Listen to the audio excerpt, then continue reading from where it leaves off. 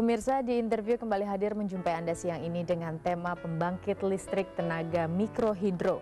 Dan bersama saya Milen Skarsari telah hadir di studio Asisten Deputi Iptek Pemerintah Kementerian Riset dan Teknologi Bapak Pariatmono dan juga Kepala Bapeda Jawa Barat Bapak Denny Juanda dan penerima Maksasai Award untuk Energi Rakyat Ibu Tri Mumpuni. Selamat siang Bapak dan Ibu. Selamat siang. Ini kan kita hari ini membicarakan pembangkit listrik tenaga mikrohidro. Nah, ini pertama-tama saya ingin ke Pak Pariatmono. Ini kalau misalnya kita berbicara peran dari Kementerian Iptek dan Teknologi juga di sini, bagaimana kemudian pemerintah melihat dan mendukung perkembangan teknologi ketenaga listrikan di Indonesia saat ini? Iya, sebetulnya kan tugas dan tanggung jawab untuk pemenuhan masalah energi di Indonesia itu berada di Kementerian Energi ya. Nah, Kementerian Riset dan Teknologi itu mengisi kekosongan terutama di daerah-daerah yang jauh itu susah dijangkau karena di situ hanya solusi teknologi yang bisa membangkitkan listrik.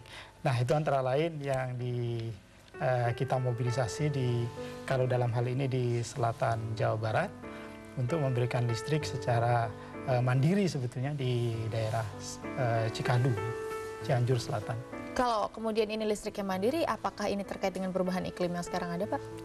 Iya, nah dalam menerapkan teknologi yang disalurkan ke daerah-daerah tersebut, dengan perkembangan sekarang, itu memang harus banyak mempertimbangkan masalah lingkungan. Nah, karena itu yang kita mobilisasi ke daerah tersebut itu adalah energi hijau.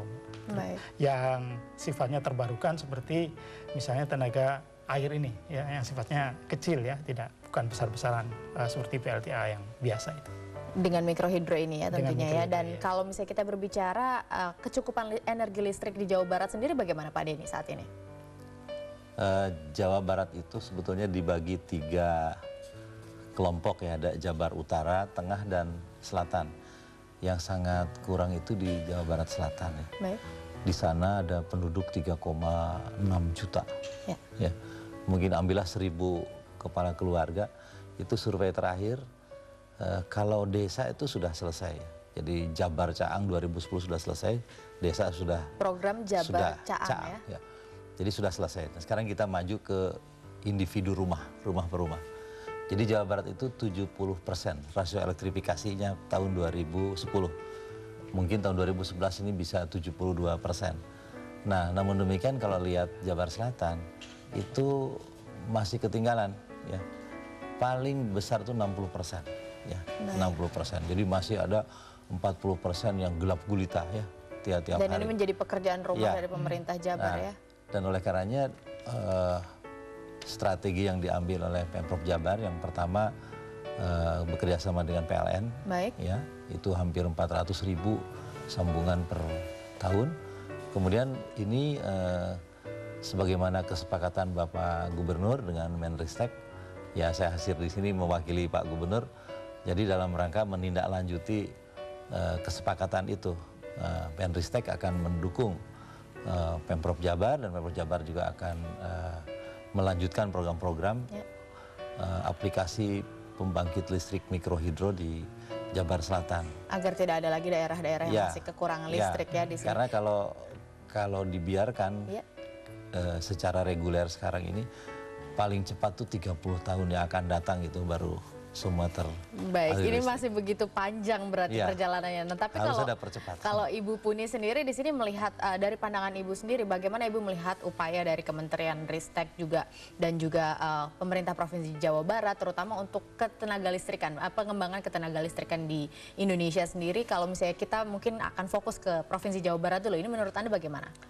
Oh, saya setuju sekali karena Jabar itu kan yang paling dekat dengan Jakarta dan sangat memprihatinkan kalau kita melihat kondisi Jawa Barat, daerah selatan khususnya, karena kita sendiri juga secara swadaya dengan masyarakat berusaha untuk fokus di sana karena masih begitu banyak rumah tangga yang tidak mendapatkan listrik.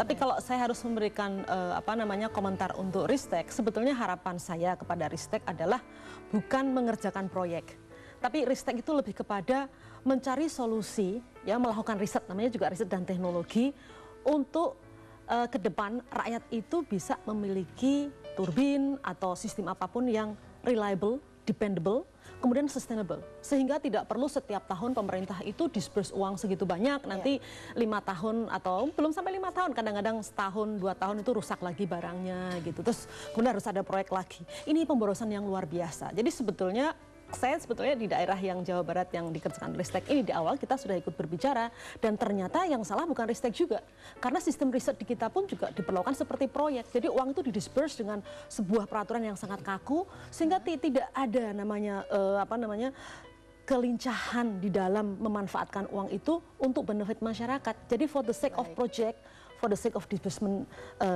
uang di negara ini. Terima kasih. Jadi ini kalau kemudian Pak Priatmono menanggapi Ibu Puni di sini bagaimana Pak? Terutama untuk prospek penelitian dan pengembangan ketenaga listrikan di Indonesia. Ini bagaimana menurut Anda? Kementerian Ristek itu kan mewakili yang disebut dengan komunitas iptek. Ya.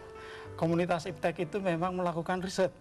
Jadi memang apa yang kita lakukan itu adalah mencoba memobilisasi kemampuan masyarakat iptek di Indonesia untuk menyelesaikan permasalahan di masyarakat. Baik.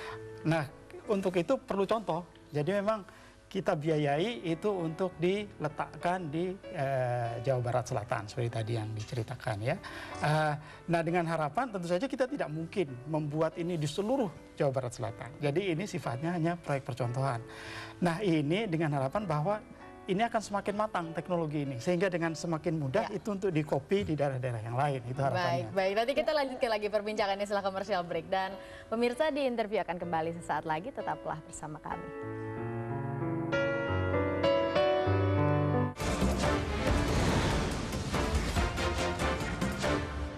Didukung oleh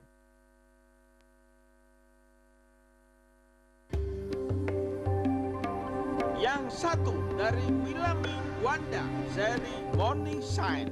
Ingat Wanda seri Morning Shine. Cintailah produk-produk Indonesia.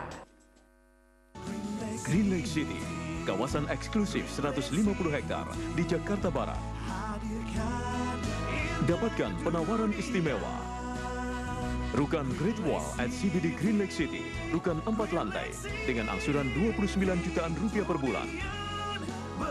Hunian tipe Tokyo 2 lantai dengan angsuran 5 jutaan rupiah per bulan. Hubungi 021 2920 8000.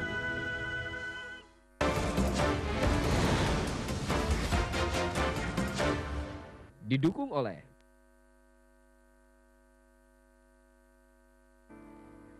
Terima kasih Anda masih bersama kami di interview dengan tema pembangkit listrik tenaga mikrohidro. Dan Pak Priatmono, tadi kan Anda mengatakan memang satu proyek dibangun, satu proyek ini dibangun kemudian untuk dijadikan proyek percontohan untuk yang lain. Tapi kan kalau misalnya hanya dijadikan percontohan, apakah ini begitu kuat untuk dijadikan percontohan? Dan bagaimana yang lain ini bisa menyontoh? Dananya juga dari mana Pak? Ini menurut Anda bagaimana? Iya, permasalahan teknologi di Indonesia itu kan tidak bertemunya antara penyedia yang disediakan oleh para ilmuwan dengan pengguna yang masyarakat, pemerintah daerah, dan kementerian lain yang memang punya tanggung jawab di situ ya. Ini belum bertemu. Nah, tugas dari Kementerian Ristek juga adalah membuat ini dapat bertemu ya. Nah, dapat bertemu itu juga dapat difasilitasi dengan cara membuat suatu contoh sukses di suatu tempat gitu. Nah, kalau contoh sukses itu sudah dibangun, diharapkan yang lain itu akan dengan mudah, tidak dengan mudah tentu saja, tapi diharapkan kemudian mengikuti. Iya, mengikuti. Tapi ini kan berarti dibutuhkan peran Pemda yang begitu kuat ya. Nah, Pak Denny di sini melihat dari peran Pemda sendiri dengan perkembangan mikrohidro di Jawa Barat ini bagaimana? Ya, jadi sebetulnya bagi para periset ya, itu udah usah jauh-jauh gitu, belajar itu ya. Karena permasalahan di Indonesia itu buat saya mestinya tidak menjadi sesuatu yang aneh gitu. Mestinya kendala-kendala pembangunan dalam berbagai hal di Indonesia itu harusnya menjadi inspirasi riset bagi Menristek, bagi lembaga-lembaga riset lah di Dirjen Pendidikan Tinggi dan macam-macam. Jadi listrik saja tadi ya. Kenapa kita tidak memikirkan juga yang lain gitu ya? Nah, kan kalau di Jawa Barat itu sudah ada yang disebut dengan ada mikro, itu biasanya untuk 5 sampai 100 kilowatt ya, Kemudian juga ada pico hidro itu yang lebih kecil. Ya. Ya, kalau mikro hidro itu kan biasanya mungkin 6 meteran ya, terjunannya itu sampai 25 meteran gitu. Kalau yang pico kan bisa 2 meteran kan gitu. Jadi di kampung-kampung kan bisa. Nah, itu kan masih juga nggak akan menyelesaikan, pasti 30 tahunan juga. Nah, saya sudah 2 tahun mencari terus, bisa nggak membuat listrik tanpa kabel? Dan hasilnya? Dan hasilnya saya cari di dunia ada sekarang. Ada. 3 minggu yang lalu sudah dipublikasi oleh MIT Amerika. Jadi apa namanya wireless electricity. Jadi tidak perlu lagi mikrohidro begini. Jadi bisa dibuat tapi masih skala lab. Tapi mampukah kemudian kita mencontoh itu? Bagaimana Ibu Puni di sini?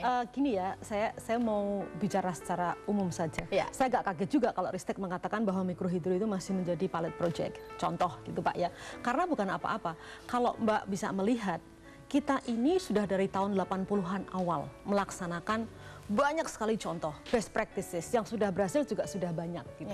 Jadi sebetulnya kita sekarang ini justru bukan menciptakan pilot project lagi, tapi bagaimana kita menyiapkan masyarakat agar apapun teknologi itu harus didekatkan ke rakyat sehingga memberikan manfaat, dan yang penting satu, sustainability, berkesinambungan. Karena sehebat apapun teknologi kita berikan ke rakyat, kalau rakyat nggak bisa memanfaatkan, kemudian juga tidak berkelanjutan. Ini kasusnya sekarang terjadi. Nah itu kasusnya bagaimana Bu kasusnya, contohnya? Ini semua berlapang dada, karena saya tidak mau berbicara sebagai birokrat. Saya bukan birokrat, saya rakyat biasa. Tapi saya ingin memperbaiki negara ini dengan sungguh-sungguh. Kita ingin memberikan manfaat yang baik buat rakyat. Artinya apa? Sudah begitu banyak daftar mikrohidro yang rusak. Itu kenapa bisa terjadi? Itu karena menurut saya ternyata sistem disbursement project basis, bukan kemampuan rakyat yang ditingkatkan agar bisa memahami teknologi itu. Ini yang saya pikir harus betul-betul menjadi PR bersama.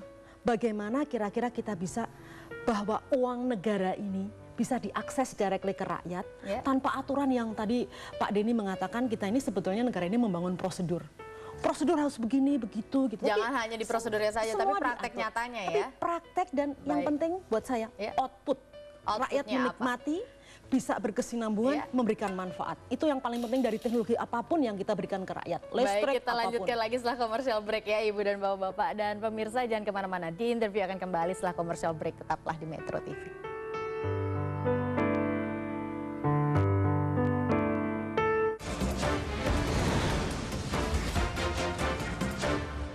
Didukung oleh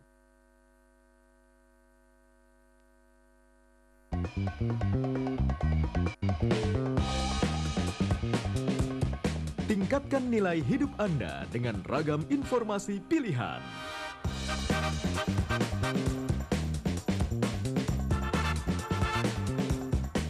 Untuk hidup lebih bernilai, ikuti B News, Senin hingga Jumat jam 7 malam kurang 5 menit. Dipersembahkan oleh Bank Bukopin.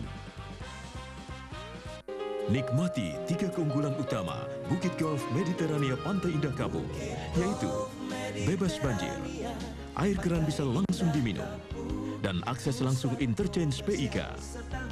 Persembahan eksklusif tipe Amaryllis 15 kali 30 meter, 5 kamar tidur.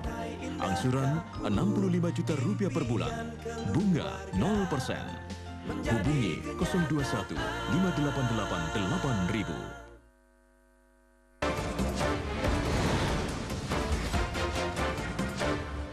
Didukung oleh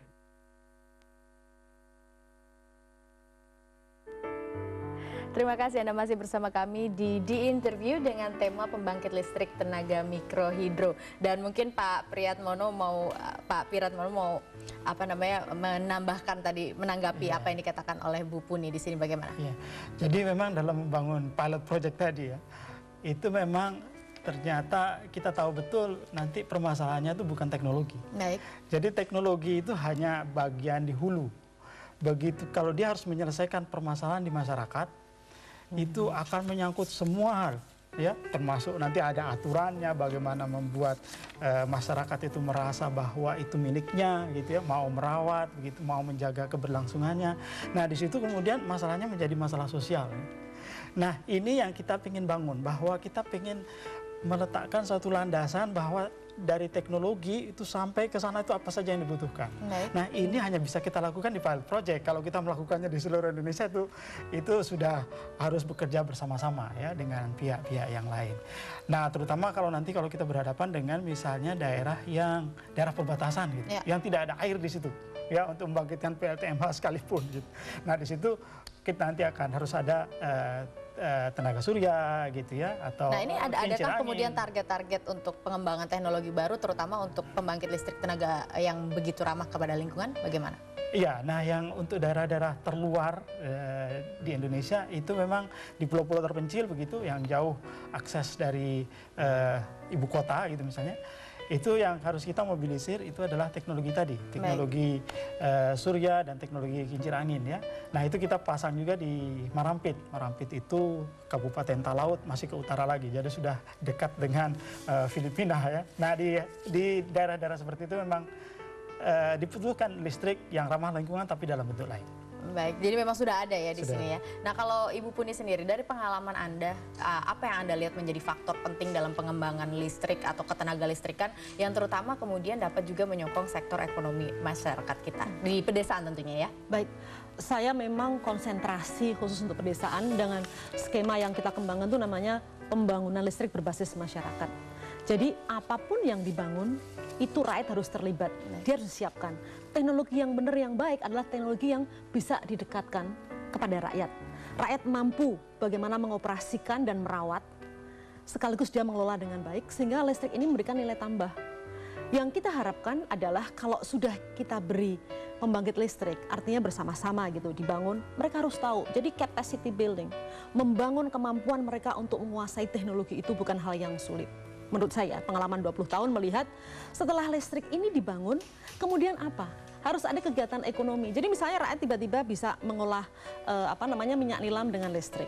Dia bisa mengeringkan kopi, dia bisa mengeringkan coklat, terus dia bisa buat hal-hal yang lain sehingga ada income. Nah, income ini yang saya katakan tadi, ada yang namanya income yang berkesinambungan. Ini harusnya berkesinambungan sustainable terus, ya? living, karena rakyat itu perlu cash basis. Selama ini kan susah sekali ya mendapatkan cash di desa. Nah ini harus diciptakan dengan membawa listrik. Jadi listrik itu hanya merupakan pintu masuk atau alat tools gitu. Dan ini pendukung untuk perekonomian masyarakat juga. Baik, Pak Denny, di sini kalau yang Anda lihat selama ini sebagai Pemda dan peran yang sudah berperan untuk masyarakat juga, bagaimana Anda melihat keuntungan-keuntungan dari pengembangan mikrohidro ini di Jawa Barat? Ya. Jadi tahun depan ya, kita sudah siapkan 2 tahun dengan seluruh perguruan tinggi se-Jawa Barat untuk sukses misalnya energi. Kita pilih sekarang itu untuk listrik ya. Karena kita punya juga program yang sederhana, misalnya bagaimana menyelesaikan masalah menanak nasi aja. Ya, kan sekarang ini di Jawa Barat selalu hutan habis ya. Nah, karena untuk menanak nasi juga tidak punya uang. Jadi gimana cari alternatif-alternatif lain. Kemudian juga listrik tadi ya.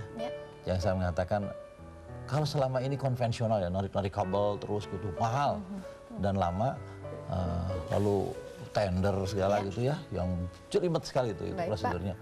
Jadi nanti mungkin bersama masyarakat, bersama mahasiswa, dia lebih mengetahui dan lebih tepat di sasaran di daerah masing-masing. Iya, baik. Jadi kalau misalnya memang kita simpulkan dari obrolan kita ini, pengembangan listrik tenaga mikrohidro ini memang terus dilakukan, dan walaupun misalnya jadi pilot project dan percontohan, tapi memang diharapkan kemudian harinya bisa kemudian menjangkau daerah-daerah yang masih memang belum terjangkau listrik ya di sini ya. Terima kasih Bapak dan Ibu untuk waktunya di studio kami, dan pemirsa, percayalah bahwa keberanian merupakan kunci kesuksesan bagi kita semua. Sampai jumpa. Terima kasih.